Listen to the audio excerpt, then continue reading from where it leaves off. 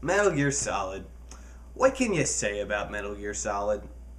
Well, judging by the length of this video, plenty. Well, it was one of the original cinematic games. It was one of the first ever stealth games. While Thief the Dart Project was introducing PC gamers to stealth, owners of the PS1 were learning about the genre through Metal Gear Solid. Now, I myself do not own a PS1. But luckily, unlike today's consoles, the PS2 was backwards compatible. The only problem was finding a working memory card. Piece of advice if you ever try to do this, get one that has Sony's logo on it, because third-party ones are crap. Or you could just download it off PSN. Anyway, I've wanted to talk about this series for a long time, so without any further ado, let's begin.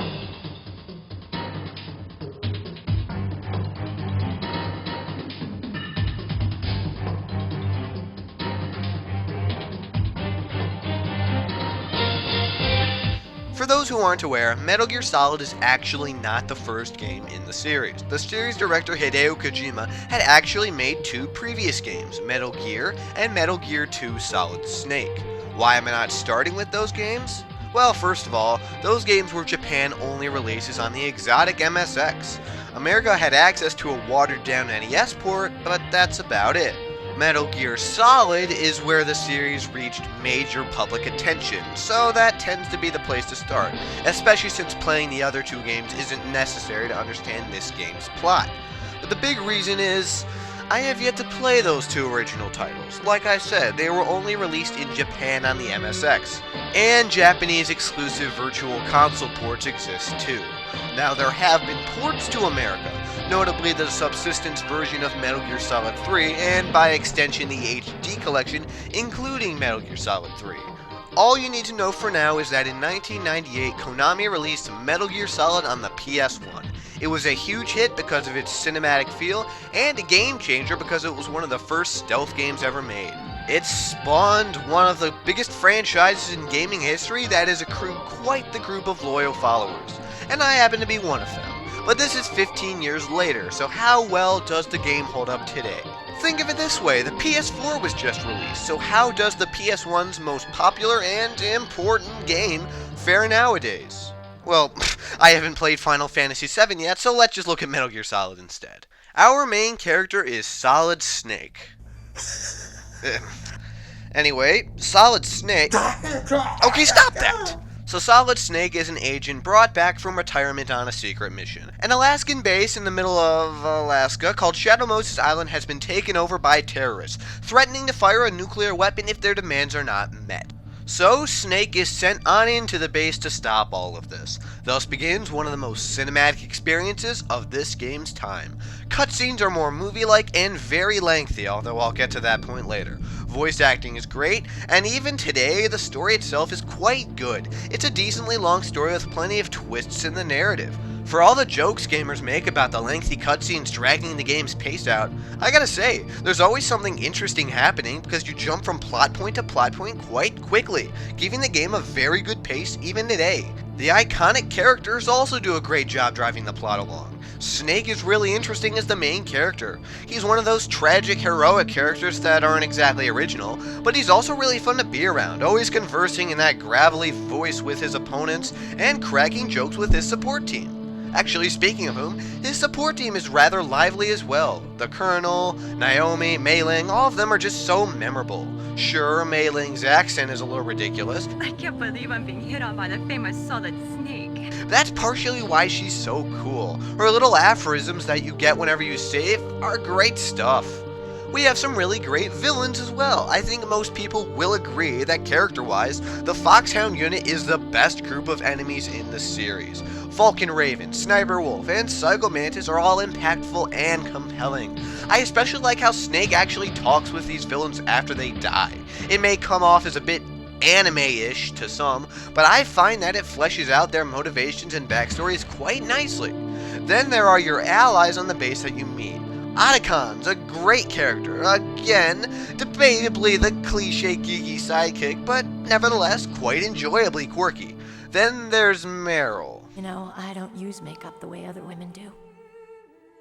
I hardly ever look at myself in the mirror. Yeah, well, I really don't Okay, maybe I'm not a big Meryl fan. sorry. She's got a I decent won't story do it arc again. with some significant character development, but I don't know. I've seen good writing for female characters in games, and she doesn't fall into that category. In fact, I'll admit, the writing itself is not top-notch. For its time, it is very good, and it mostly holds up quite well. But when it wants to be hokey, oh boy, can it be silly. My eyes. They're not soldiers' eyes. And they're rookie's eyes, right? No, they're beautiful, compassionate eyes. What's with these guys? It's like one of my Japanese animes. Now we can fight as warriors. Hand to hand. It is the basis of all combat. So, the snakes finally come out of this bowl. Are you ready? Plus, well, Kojima likes to be profound in his writing. That's fine, it can work well in parts, but there are some topics that he really isn't good at writing about. I want to ask you, do you think love can bloom, even on a battlefield? Yeah, I do. I think at any time, any place, people can fall in love with each other. But when he's on the ball and the translators aren't half-assing it, his messages can be quite poignant. One of the main messages of the game is that humanity doesn't have to be tied down to its genes, and that we should be able to choose how we want to live. It's a great message, and it always leaves me with a great feeling whenever I beat this game. I also feel like the plot twists were quite well done as well. I especially like the decoy octopus twist. It's wonderfully foreshadowed. So, yeah, despite some pretentiousness here and there, Metal Gear Solid is a very riveting story that does a terrific job of driving the game along. It was a game changer in the industry. You have Kojima to thank for making quality voice acting a standard for these types of games. There's just one elephant in the room. The cutscenes. I did some rough number crunching with the footage I collected, and I found that Metal Gear Solid 1 has about 3.5 hours of mandatory cutscenes and codec calls, and the game itself is around 8 hours. Yeah, for those unexperienced in the Metal Gear Solid series, let me paint you a picture. The longest cutscene in The Last of Us is 7 minutes long, so for an average game, that's pushing it as far as taking away interactivity goes. Metal Gear Solid sneezes through 7 minutes of codec calls and cutscenes without even batting an eye. This game is very exposition heavy, whether it be to establish the setting, introduce characters and their backstories, or provide background info. So the game is basically half cutscene, but I gotta be honest, I never would have believed that until I actually scrubbed through all my footage. Look, this is going to vary from person to person, but I think that the cutscenes and gameplay complement each other quite nicely. Well, that's for this installment for the series anyway. I'll be revisiting this topic for each review in the series. There was never a time when I felt that the cutscenes were dragging on for too long. There is some time wasted when I look back, but when I'm fully absorbed in the story, it's just that. I'm absorbed in the story and not upset about the cutscene length. In fact, when compared to the rest of the series, the cutscenes are relatively tame. Only a couple times did a cutscene reach 15 minutes in length, which might sound ridiculous, but trust me when I say we'll be getting to points where that seems relatively brief and succinct. So in this case, I have no issue with the long cutscenes. But then again, this can vary from person to person. I am fully aware that Metal Gear Solid is a series that some love and some hate, and at the end of the day, one of the big contributors to that is the length of these cutscenes. And the cyborg ninjas. Oh yeah, didn't I mention? There's a cyborg ninja here, guys, and a giant metal dinosaur, and a psychic. It's a bit of an oddball series that has its vociferous detractors. But even with these bizarre additions and the length of the cutscenes, it's definitely worth giving the story a shot. It's something that could bore you to death, but you might just love it like me and so many others. Like I said, Metal Gear Solid is primarily a stealth game. You explore the nuclear disposal facility at Shadow Moses Island while avoiding detection from the guards that litter the area. I'm just going to get this out of the way. The controls are pretty clunky. Not that I can really blame this game too much. It was an early 3D game released in 1998. But yeah, I'm not gonna lie, there are some serious issues here. First and foremost, the shooting is not very precise. There's kind of an auto-aim, and it can usually work when you're only targeting one person, so in boss fights it tends to work okay. But when facing off with a bunch of guards, things get a little dicey. However, this is a stealth game, so I believe that lackluster combat can actually be a good thing, as long as combat doesn't play a big role in this game. Because it doesn't, right? Another problem that admittedly you can get used to is neck snapping. If you go up to an enemy and rapidly press square, you can break his neck. The only problem is that you have to be still while doing this. If you are moving when you press square, you'll just throw the guy, which is not only useless, but really not good because then he'll get up and set an alert. So let me clarify. You have to move up to a moving target to attack him while not moving. Do you see my problem? Yeah, this drove me up a wall on my first playthrough, but to be honest, you can get used to it, and these levels are pretty broadly designed, so it's fairly simple to just avoid the guards altogether. Otherwise, the controls do what they are set out to do, so I guess for a 1998 game, a couple missteps are acceptable, but they can be annoying. In fact, that's a perfect way to describe the entirety of the gameplay. It can be quite fun and impressive, but it's got some serious issues that are rather difficult to ignore. So my first problem, the radar. In the top right corner of the screen exists a map of the area that gives you information on enemy locations and even gives you their field of vision. This was probably added so the game wouldn't have to render as much of the actual environment on screen at once, which I can understand for graphical reasons and probably even technical limitations, but the problem is that a lot of time is spent looking at the radar. In fact, you, the viewer, are probably watching it right now instead of the rest of footage on screen. I mean, the camera provides a pretty tight zoom. Without the radar, you'd be blind. But at the end of the day, when you spend a great portion of time looking at a little vector drawing of the area, you've got a problem, especially when the radar gets turned off, because then you're Helen Keller. I don't think the radar is a deal breaker though. I have only really noticed how much I rely on it when someone else pointed it out. But really, yeah, it could have been better. I also feel that it highlights how simplistic the stealth can feel at times. If all the information I need to take into account is accessible in a simplistic little radar. Don't get me wrong, the stealth is quite enjoyable.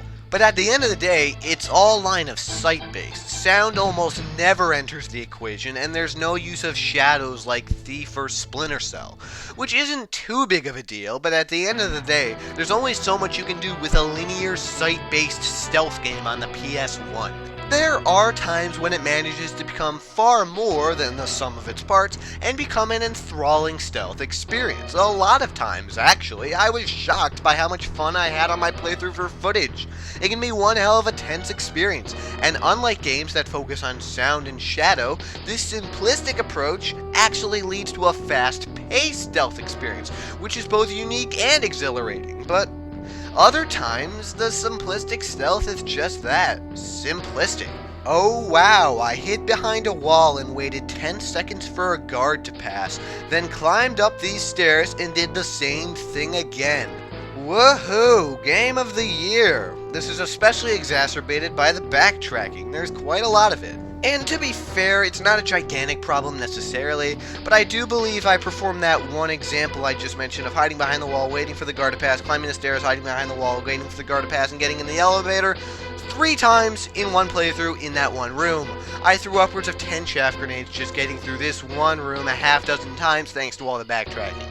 But the worst is Metal Gear Hangar. You have to go back and forth through this unnecessarily long section with 3 separate loading sections and only one enemy 7 times! It could have just been 1 time, but no, there's this ridiculous fetch quest at the end of the game and it was just unnecessary.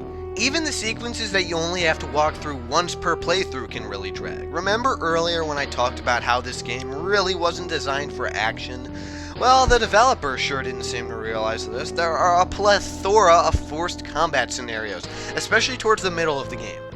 I don't like them. They could have easily been cut out of the experience and nothing would have been lost. The clunky controls go from promoting stealth to being a pain in the rear.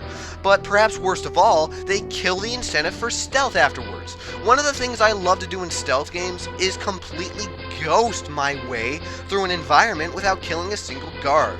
But hey, I've wiped out a dozen soldiers 3 freaking times. Screw it, let's just waste these guys because I have a silencer, so it's consequence free.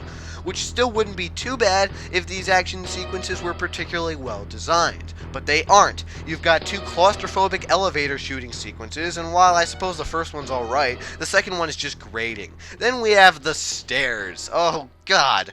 Run up a dozen flights of steps while constantly chucking stun grenades.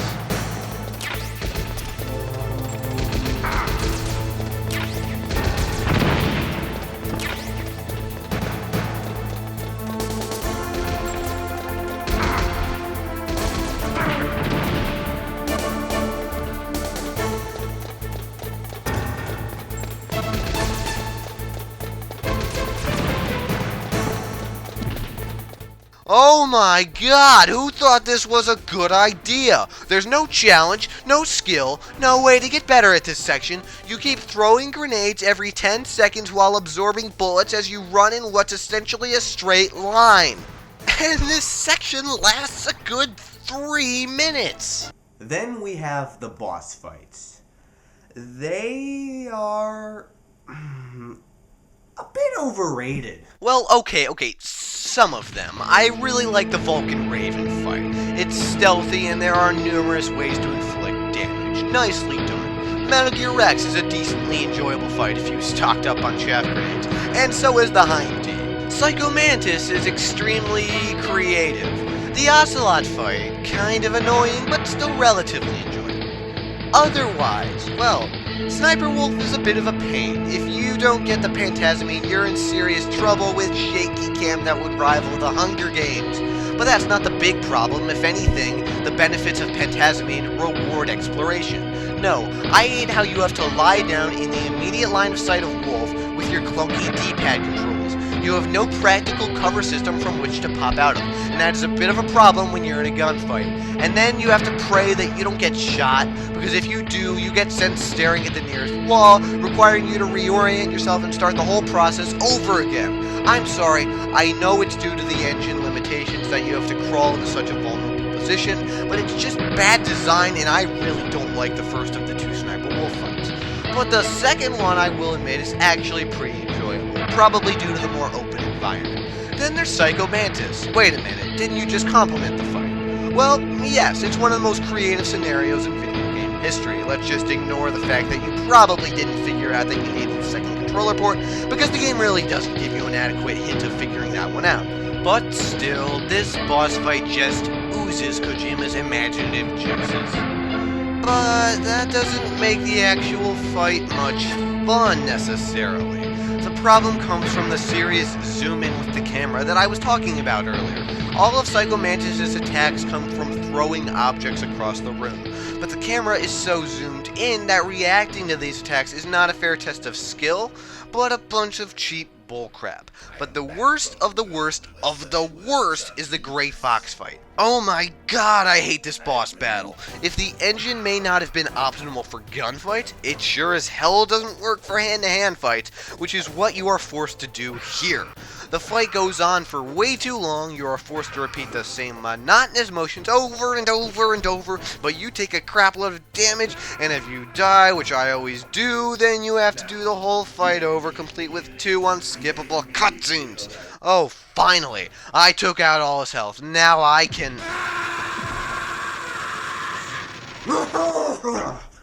I tell you, I cannot stand this boss fight.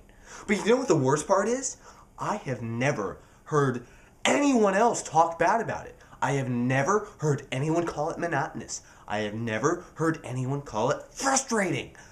I feel like I'm babysitting a couple of sadistic twins that tear apart the house and then act all angelic when the parents come home and get me blamed for it.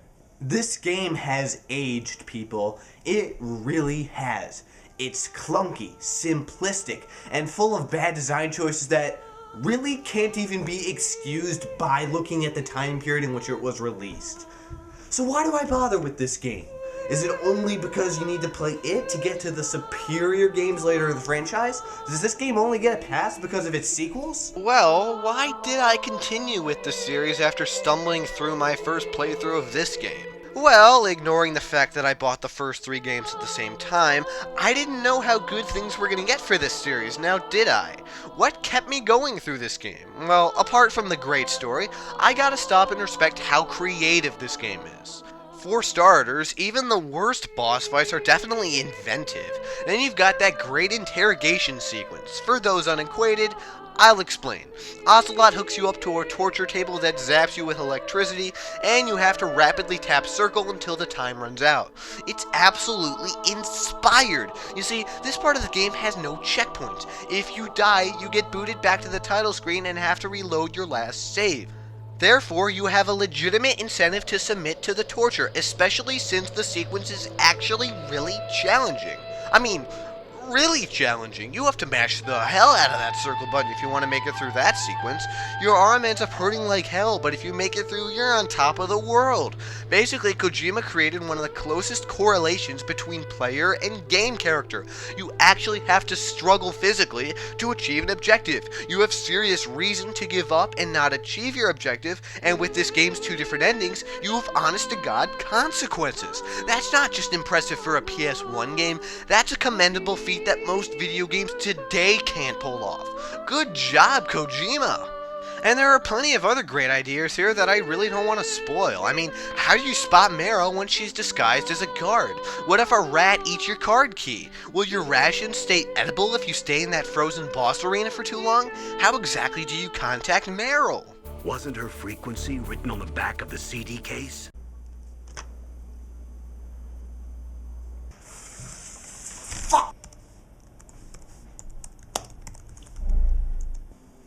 Well, that was almost problematic. The worst thing a game can do when it sticks you in an environment and encourages you to explore it is waste your time and not give you anything worthwhile to find. Games like Resident Evil 4 and The Last of Us do a very good job of rewarding explanation in their own various ways, but they don't even compare to what Metal Gear Solid does. Shadow Moses Island is full of game-changing items that you could honestly miss with ease. Remember what I said about the Phantasmine? You don't have to pick it up, but boy are you in for hell if you don't. Like I said, that's actually pretty rewarding design. And you know those irritatingly dark caves? Man, it sure would be great if you went out of your way to find night vision goggles, and there's even body armor for you too. I also distinctly remember not finding a cardboard box on my very first playthrough. Think about that for a second. This game even refuses to hand to you its iconic cardboard box. You have to find it by yourself. I love that about this game. It offers you genuine incentives to explore this very absorbing and memorable environment. It makes you feel like you very much mastered the game when you find these very useful items and then use them to pass through these sections that originally gave you a hard time with ease. And it makes you feel like you've mastered the game because you actually are mastering the game. So going back to my question of, is Metal Gear Solid 1 only really worthwhile because it's got superior games later in the franchise? No. No, that is not the only reason you should play it. I knew that this review would end in a recommendation for a long time. After I beat Metal Gear Solid 3, to be exact. I just didn't know why I would recommend this game. Would I recommend it because it's a great game, or because you need to play it to get to a couple serious masterpieces down the road? Well, I've been acquainted with the series for a while, and my final position is that Metal Gear Solid has managed to stand the test of time. I won't say it's done so gracefully, there's a lot of crap to tolerate, but for every frustrating boss fight, there's a rewarding secret. For every boring or clunky action set piece, there's an awesome stealth room or a creative gem, and it's all tied together by a great story and very respectable presentation. Can I honestly say I love this game? Well, no. It gets way too frustrating way too often for me. But I also think it still has enough strong virtues that it can stand on its own. Even if this was some little standalone title on the PS1 with no terrific series to back it up, I would still tell each and every one of you to check it out, because Snake's adventure on Shadow Moses Island remains an adventure that I will never forget.